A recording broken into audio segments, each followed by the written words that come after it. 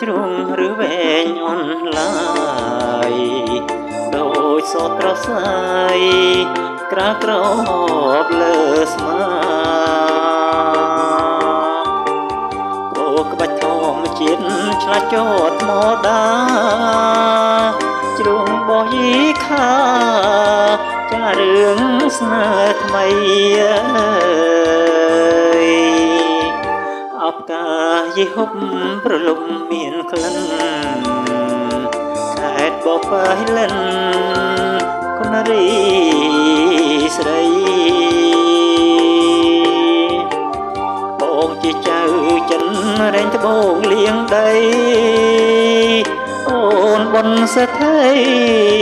បងឈោងមិនដល់មិត្តនឹងជីងត្បូងតែទ្រង់អាណិតដឹងរឿងខ្ញុំពិនក្នុងភពកងវ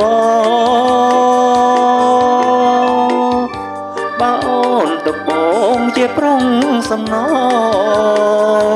កម្មអង្គសដល់ឲ្យបងហើយរបាំកងក្រមសោកបានគូអូនបាំងតាំងយូ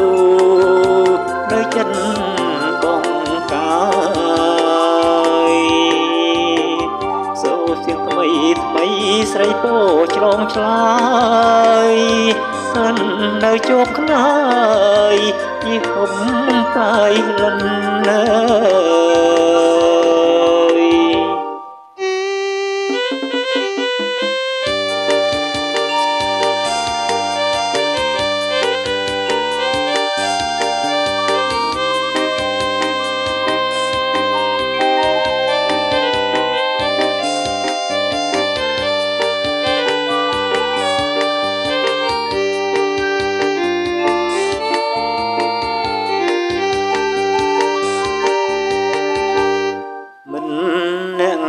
ជីងត្បូងតែទ្រង់អាណិតដឹងរឿងខ្ញុំពិនក្នុងភពកងវបើអូនត្បូងជាប្រុងសំណកម្មអង្គសដល់ឲ្យបងហើយរបាំកងរំសោកបានគូអូនបាំងតាំងយូដោយចិត្តបងកាយសូសៀងថ្មីថ្មីស្រីពោឆ្លងឆ្លើយ